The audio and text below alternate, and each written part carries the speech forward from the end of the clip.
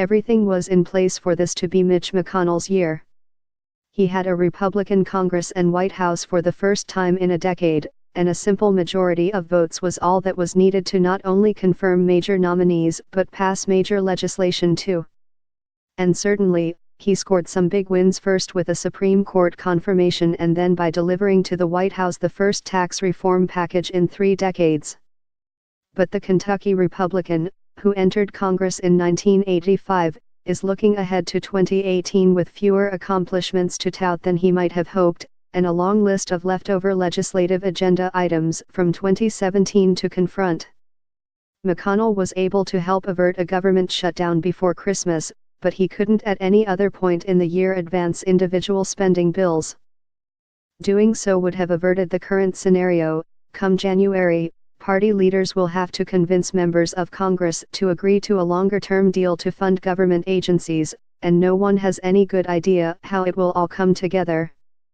Sign up today for a free 30-day free trial of unlimited digital access. When Congress reconvenes in the new year, McConnell will be looking for how to reauthorize children's health insurance funding, reform a government surveillance program, provide money for storm-ravaged states and territories, and protect more than 800,000 young immigrants from deportation before a March 8 deadline. And in an election year, he will have to straddle a desire to appease the party base while acknowledging the reality that few things might be accomplished without reaching across the aisle. He will, after all, by January 3, have only 51 Republican votes to work with.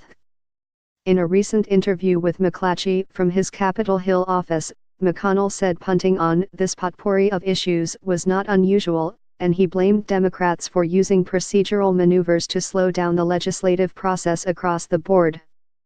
Democrats have concluded it's not in their best interest to pass individual spending bills, McConnell explained.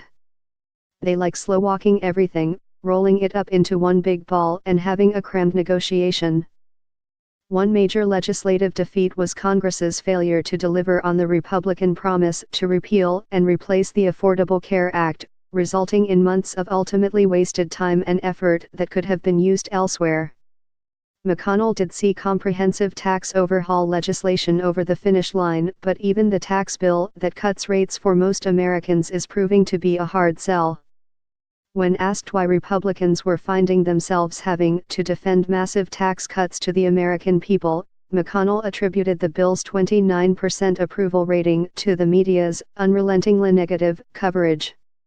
He then pulled out a typed list of talking points to provide examples of how the GOP would overcome bad press and make its case to voters ahead of the midterm elections.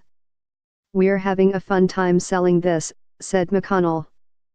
"We believe in this, we think it's the right thing to do for the country, we're anxious to have this debate." McConnell's friends, colleagues, former associates, and political observers agree McConnell had a tough year.